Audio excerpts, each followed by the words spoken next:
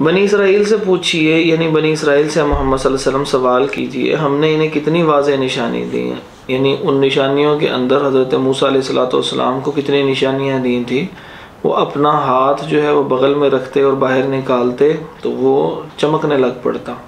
اسی طرح جو سمندر تھا ان کے لیے وہ پھاڑ دیا، اور اسی طرح جب وہ عصا مارا تو اس پتھر میں سے 12 چشمے پھوٹ پڑے۔ اسی طرح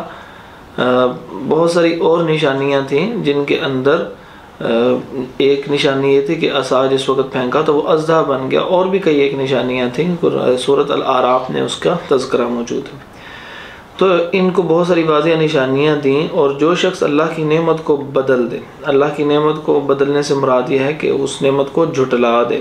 اس کے بعد کہ اس کے پاس آ چکی ہو، تو یقیناً اللہ بہت سخت سزا دینے والا ہے۔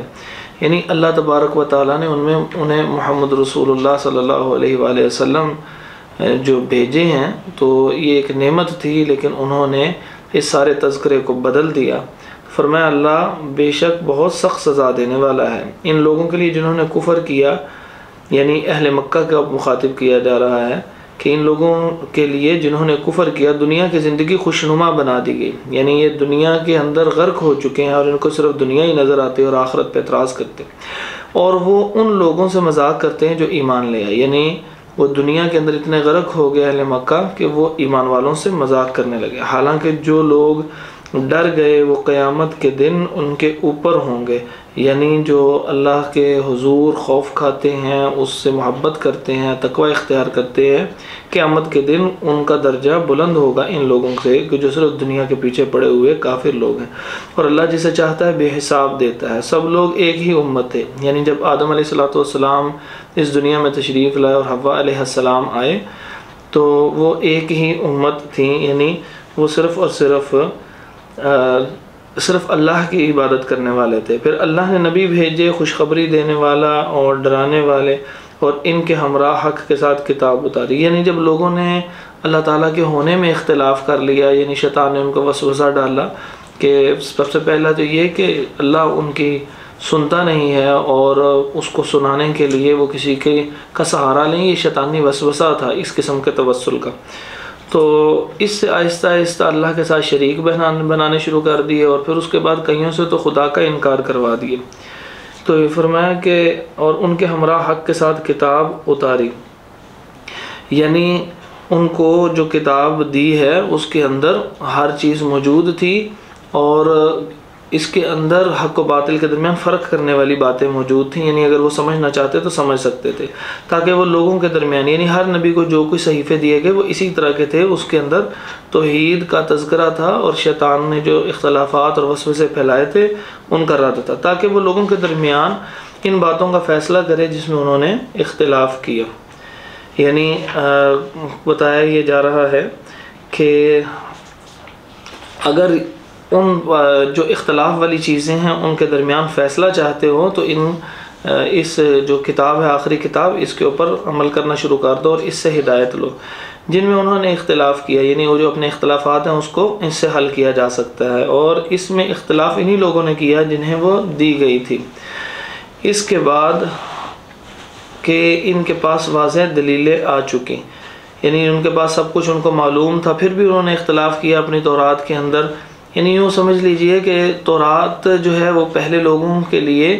ایک میزان کی حیثیت رکھتی تھی، اگر وہ سمجھنا چاہتے اور اپنے اختلافات کو حل کرنا چاہتے، کیونکہ اس کے اندر ہر چیز واضح طور پہ موجود تھی کہ کیا حق ہے، یعنی توحید اللہ تعالیٰ کی کیا ہے۔ پھر اس کے بعد جو اللہ تعالیٰ نے قرآن نازل کیا اس کے اندر بھی ہر چیز موجود ہے۔ تو فرمایا کہ جو پہلے لوگ تھے وہ کم از کم اپنے اوپر نازل ہونے والی تورات سے تو اپنے لیے ہدایت حاصل کر سکتے تھے، ان کے پاس واضح دلیلیں موجود تھیں، اور جتنا مرضی انہوں نے تورات کو بدل دیا تھا، کچھ نہ کچھ ابھی بھی رسول اللہ صلی اللہ علیہ وآلہ وسلم کے آنے کی نشانیاں اس کے اندر موجود تھیں، لیکن انہوں نے جان بوجھ کے ایسا کیا۔ معلوم یہ ہوتا ہے کہ اس میں یہ بتایا جا رہا ہے کہ انہوں نے جان بوجھ کے، یہ نہیں ہے کہ لا علمی کے اندر انہوں نے رسول اللہ صلی اللہ علیہ وسلم کا انکار کیا یا گناہوں کی طرف چلے گئے، وہ جان بوجھ کے انہوں نے ایسا کیا۔ فرمایا آپس کی ضد کی وجہ سے، یہ آگے واضح الفاظ ہیں۔ پھر فرمایا کہ پھر جو لوگ ایمان لائے اللہ نے انہیں اپنے حکم سے، حق میں سے اس بات کی ہدایت دی جس میں انہوں نے اختلاف کیا تھا، اور اللہ جسے چاہتا ہے سیدھے راستے کی طرف ہدایت دیتا ہے۔ اللہ تعالیٰ ہمیں سیدھے راستے کے اوپر چلا کے رکھے۔ اس کے بعد فرمایا ایک نیا مضمون ہے، فرمایا کہ کیا تم نے گمان کر رکھا ہے کہ تم جنت میں داخل ہو جاؤ گے حالانکہ ابھی تک تم پر ان لوگوں جیسی حالت نہیں آئی۔ صحابی نے کہا اللہ کے نبی صلی اللہ علیہ وسلم ہمارے لیے دعا فرما، کیوں نہیں کر رہے؟ تو رسول اللہ صلی اللہ علیہ وسلم نے فرمایا کہ پہلی امتوں پہ تو اتنی سخت آزمائشیں آئی تھیں، یعنی ان کے متعلق آپ علیہ الصلوۃ والسلام نے فرمایا کہ ان کی جو سر کی مانگ ہوتی ہے نا، جس سے بالوں کو دائیں اور بائیں کر کے وہ مانگ نکالی جاتی، تو یہاں پہ وہ لوگ ایمان والوں کو، یعنی کافر جو ہیں ایمان والوں کو باندھ دیتے اور ان کے سروں کے اوپر آرا چلانا شروع کر دیتے، حتیٰ کہ 2 حصوں میں تقسیم کر دیتے۔ تو ایسی سخت سزائیں ہوتی۔ پھر اسی طرح فرمایا کہ وہ لوہے کی کنگھیاں وہ انسانی ننگے جسم کے اوپر وہ اس انداز سے پھیرتے کہ سارے جسم کے ریشے ادھڑ جاتے۔ تو یہاں پہ فرمایا کہ کیا تم نے گمان کر رکھا ہے تم جنت میں داخل ہو جاؤ گے حالانکہ ابھی تک تم پر ان لوگوں جیسی حالت نہیں آئی ہے جو بھی جس کا تذکرہ کیا جو تم سے پہلے تھے، یعنی ان کے اوپر اتنی سخت آزمائشیں آئی ہیں، تو اب جو تمہارے اوپر تھوڑی بہت آزمائشیں آ رہی ہیں، ان آزمائشوں کے اندر پورا اترنے کی اللہ سے دعا کیا کرو، انشاءاللہ اللہ آسانی فرمائیں گے۔ پھر فرمایا کہ انہیں تنگی اور تکلیف پہنچی اور وہ سخت ہلا دیے گئے، یعنی ان کو مالی تنگی بھی پہنچی، جسمانی امراض میں بھی مبتلا کیے گئے اور آزمائے گئے، اور اسی طرح اور مختلف قسم کی آزمائشیں بھی آئیں، یہاں تک کہ وہ رسول اور جو لوگ اس کے ساتھ ایمان لائے تھے کہہ اٹھے اللہ کی مدد کب ہوگی، یعنی رسول ایمان والے بھی اور رسول بھی پکار اٹھے، اتنی زیادہ شدت سے ان کو آزمائشیں آئی تھیں۔ تو یہ بتایا جا رہا ہے لوگوں اگر تمہیں چھوٹی موٹی آزمائش آ جائے، کوئی پریشانی آ جائے تو دل برداشتہ نہ ہو، اللہ تعالیٰ کی طرف سے اس سے پہلے امتوں کے اوپر اس سے زیادہ آزمائشیں آ چکی ہیں۔ فرمایا سن لو بے شک اللہ کی مدد قریب ہے۔ وہ تجھ سے پوچھتے ہیں، ایک نیا مضمون آ گیا، وہ تجھ سے پوچھتے ہیں کہ کیا چیز خرچ کریں، یعنی اپنے مال میں سے کیا خرچ کرنا چاہیے۔ کہہ دیجئے کہ تم خیر میں سے جو بھی خرچ کرو گے، یعنی جو چیز تم نے اچھا اپنے مال میں سے خرچ کرنی ہے سو وہ ماں باپ اور زیادہ قرابت والوں اور یتیموں اور مسکینوں اور مسافر کے لیے ہے۔ یعنی دیکھیے یہاں پر آغاز ماں باپ سے کیا جا رہا ہے، تو جیسے معلوم ہوتا ہے کہ اس بات پہ حضرت انسان غور و فکر کرے کہ جب وہ کچھ نہیں تھا تو سب سے پہلے جس نے اس کے اوپر خرچ کیا تھا اللہ تعالیٰ کی توفیق سے اور اس کی رحمت سے وہ اس کے ماں باپ تھے، تو لہٰذا اپنے ماں باپ کے اوپر خرچ کرنا چاہیے۔ اور پھر اس کے بعد یہ لکھا ہوا ہے نا مسافروں کے لیے، مسافر کا مطلب یہ ہے کہ جو بھی سفر کر رہا ہے اور اس کے پاس سفر کا سامان ختم ہو گیا تو اس کو ضرور دینا چاہیے تاکہ وہ اپنا سفر بہترین انداز سے مکمل کر سکے۔ اور فرمایا کہ تم نیکی میں سے جو کچھ بھی کرو گے تو بے شک اللہ اسے خوب جاننے والا ہے۔ پھر اگلا مضمون ہے جہاد سے متعلق، فرمایا تم پر لڑنا لکھ دیا گیا حالانکہ وہ تمہیں سراسر ناپسند ہے۔ یعنی انسان ہے نا، انسان کو یہ خیال آ جاتا ہے کہ اگر وہ جہاد کرے گا تو اس میں اس کی جان جا سکتی ہے۔ فرمایا کہ حالانکہ تمہیں سراسر ناپسند ہے اور ہو سکتا ہے تم ایک چیز کو ناپسند کرو اور وہ تمہارے لیے بہتر ہو۔ دیکھیے جس وقت جہاد ہوتا ہے ظاہری طور پہ ایسے لگتا ہے کہ شاید وہاں پر زخم آئیں گے اور موت جو ہے وہ آ جائے گی، لیکن حقیقت میں اللہ تعالیٰ نے اس کے ساتھ بہت سی عزتیں وابستہ کی ہوتی ہیں، یعنی اتنی عزت وابستہ کی ہوتی ہے کہ اللہ تعالیٰ مال غنیمت بھی عطا فرماتے ہیں، اور اسی طرح اگر وہاں پہ کوئی بندہ شہید ہو جائے تو اللہ تبارک و تعالیٰ اسے اس کے گناہ بھی بخش دیتے ہیں۔ فرمایا شہید کے سارے گناہ بخشے جاتے ہیں سوائے قرض کے۔ اس کا مطلب چلیں ایک قرض کو نکال دیا جائے تو کتنے زیادہ گناہ انسان کی زندگی میں ہوتے ہیں وہ سارے کے سارے بخش دیے جاتے ہیں۔ فرمایا کہ اگر جب شہید ہوتا ہے نا انسان تو اس کا جب خون کا پہلا قطرہ زمین پہ گرتا ہے تو اس کے گرنے سے پہلے اللہ تبارک و تعالیٰ اس کی بخشش فرما دیتے ہیں۔ تو اس لیے فرمایا کہ تم ایک چیز کو ناپسند کرتے ہو، یعنی تم جہاد کو اگر ناپسند بھی کرتے ہو کہ شاید وہاں پہ موت آ جائے تو موت کے وقت سے پہلے آ نہیں سکتی ہے۔ فرمایا اور وہ تمہارے لیے بہتر ہو، یعنی عزت و احترام بھی اللہ تعالیٰ تمہیں جہاد کی وجہ سے عطا فرمائے گا۔ اور ہو سکتا ہے تم ایک چیز کو پسند کرو، یعنی جہاد سے ہٹنا، پیچھے ہونا تم پسند کرو، اور وہ تمہارے لیے بری ہو، یعنی بری اس انداز سے ہو سکتی ہے کہ تم لوگ مغلوب ہو جائے اور جب قومیں جہاد کو چھوڑ دیتی ہیں تو دوسری قومیں ان کے اوپر حملہ کر لیتی ہیں، ان کو اپنا غلام بنا لیتی ہیں، تو ظاہری طور پہ ایسا ہی لگتا ہے کہ جیسے جہاد نہ کریں گے تو زندگی بچ جائے گی، لیکن اس کے بعد جو ایسی مغلوب اور غلامی والی زندگی اس انسان کے مقدر میں لکھ دی جاتی ہے کہ اس سے بہتر تو موت ہوتی ہے، لہٰذا جہاد کرنا چاہیے۔ اور فرمایا کہ اور اللہ جانتا ہے تم نہیں جانتے، یعنی تم اپنے خیال میں اپنے فیصلے نہ کیا کرو، جو اللہ تعالیٰ نے تمہارے لیے فیصلے کیے ہیں وہی بہتر ہیں۔ پھر فرمایا وہ تجھ سے حرمت والے مہینے کے متعلق اس میں لڑنے کے بارے میں پوچھتے ہیں۔ اصل میں ہوا یہ کہ رسول اللہ صلی اللہ علیہ وسلم نے عبداللہ بن جہش نامی ایک صحابی رضی اللہ تعالیٰ عنہ کو ایک لشکر دے کے بھیجا، اور وہاں پر ہوا اس طرح کہ یہ جو حرمت والے 4 مہینے ہیں کہ جن کے اندر لڑنا حرام ہے، اور پیچھے اس کا تذکرہ گزر بھی چکا ہے کہ اگر وہ مشرکین لڑیں تو تم نے ان کا جواب دینا ہے، لیکن از خود تم نے ایسا نہیں کرنا۔ تو اس میں ہوا یہ کہ جو 4 مہینے تھے رجب اور اسی طرح ذوالقعدہ، ذوالحجہ اور محرم، تو رجب سے پہلے آتا ہے جمادی الاخری۔ تو اس جمادی الاخری کے اندر جو آخری تاریخ تھی 29 تاریخ،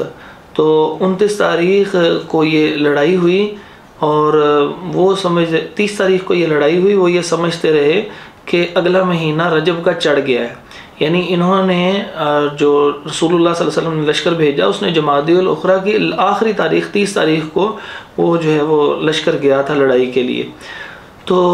انہوں نے یہ سمجھا کہ نہیں، یہ 29 کا مہینہ ہے، اور 29 کے مہینے کے بعد جو اگلا دن چڑھا ہے وہ 30 جمادی الاخری نہیں ہے بلکہ رجب ہے، اور رجب حرمت والا مہینہ ہے۔ تو مسلمانوں نے زیادتی کی اور وہ تانا دینے لگے، دیکھو ہمیں تو تم لوگ کہتے ہو کہ ہم نے حرمت والے مہینے آگے پیچھے کر لیے اپنی مرضی سے، تو تم لوگوں نے بھی تو ایسا ہی کیا، تم نے تو اس کو آگے پیچھے کیے بغیر وہاں پہ لڑنا شروع کر دیا ہے۔ تو اللہ تبارک و تعالیٰ نے 2 طرح جواب دیا کہ ایسا اول تو ہے نہیں، کہ اگر دیکھا جائے تو وہ جمادی الاخری ہے، اور اگر رجب بھی ہو تو سب سے پہلی بات یہ ہے کہ تم لوگوں نے جو کچھ ان کے ساتھ مکہ سے نکالتے ہوئے کیا تھا، ان کے مال چھین لیے تھے، ان کو بیت اللہ جانے سے روک دیتے تھے، اللہ تعالیٰ کی عبادت سے روک دیتے تھے، تو وہ تو اس سے بڑے بڑے گناہ ہیں، یہ تو ایک چھوٹا سا گناہ ہے، اور یہ بدلے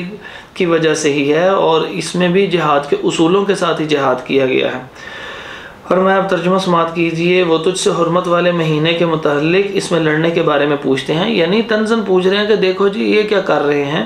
یا وہ جو مسلمان تھے وہ سمجھنے کے لیے تھے۔ تو فرمایا کہ کہہ دیں اس میں لڑنا بہت بڑا ہے، یعنی بہت بڑا گناہ ہے، اور اللہ کے راستے سے روکنا، یعنی وہ جو تم لوگوں نے کام کیا تھا اللہ تعالیٰ کے راستے سے روکتے تھے مسلمانوں کو، اللہ کے راستے سے روکنا، اور اس سے کفر کرنا، اور مسجد حرام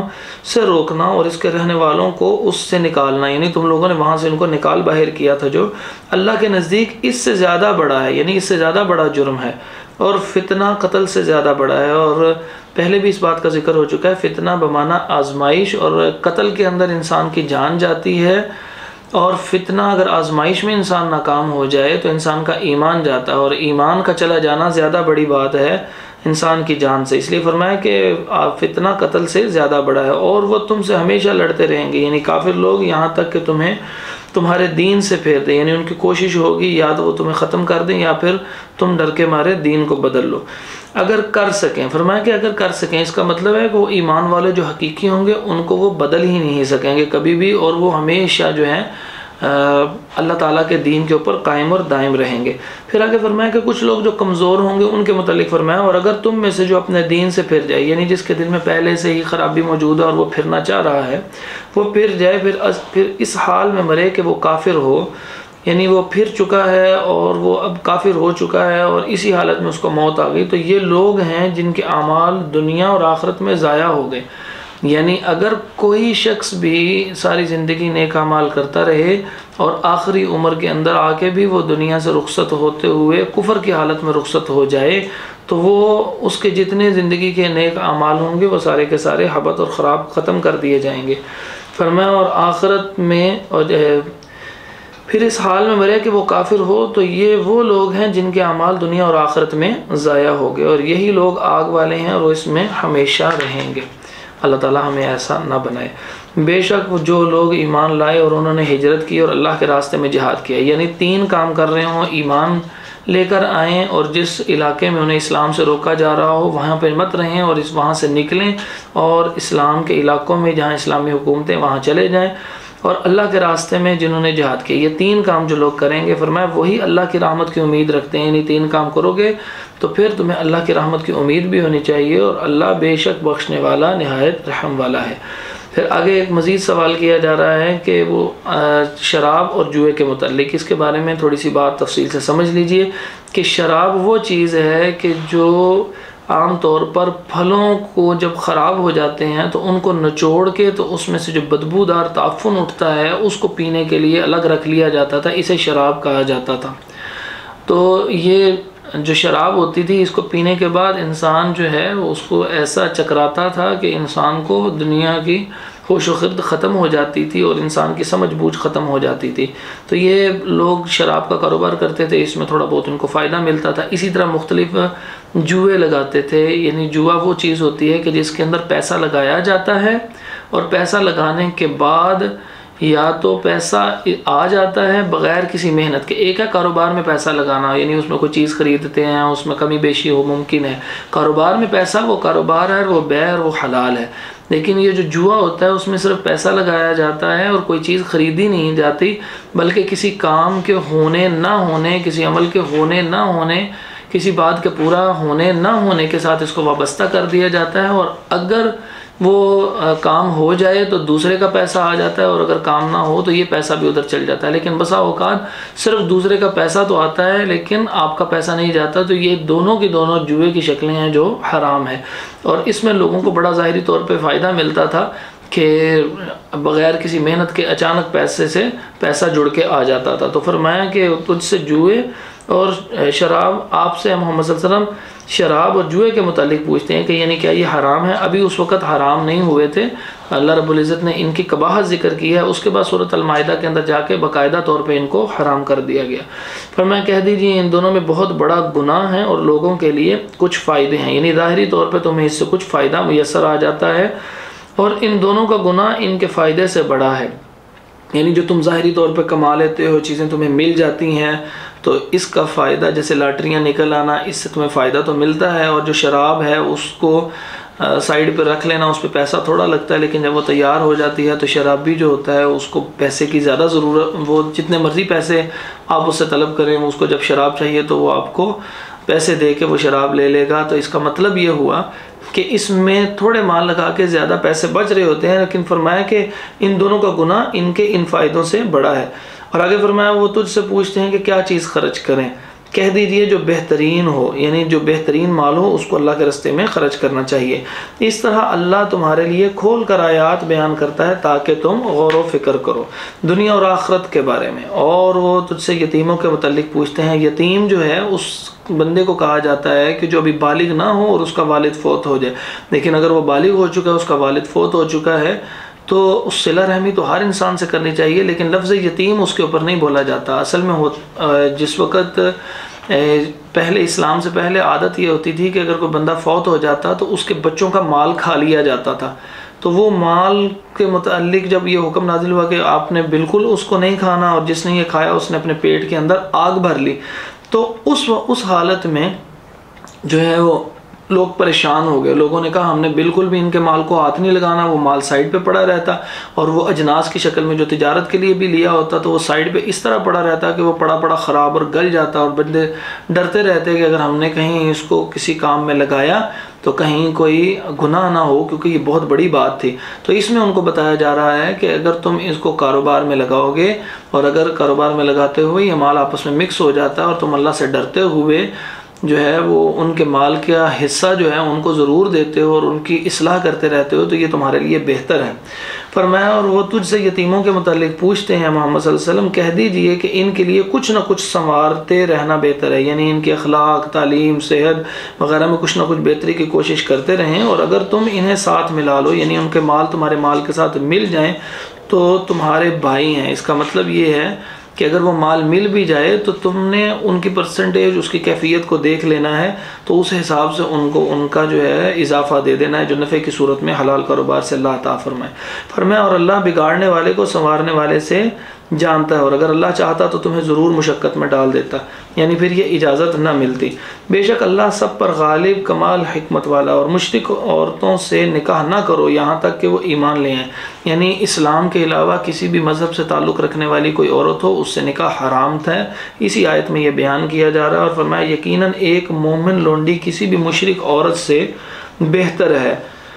یعنی تم اس کے غلام ہونے کو نہ سمجھو، دوسرے کے خوبصورتی کو نہ دیکھو، وہ خوبصورت بھی جتنی مرضی بھی ہوگی، لیکن ایمان جس کے اندر نہیں ہے وہ ایمان کی خوبصورتی سے عاری جو ہو اس سے آپ نکاح نہ کرو، کیونکہ جب اولاد ہوگی پھر اس کے لیے مشقت ہوگی اور بہت سارے ایسے معاملات پیش آئیں گے، خواہ وہ تمہیں اچھی لگے۔ اور فرمایا اور نہ اپنی عورتوں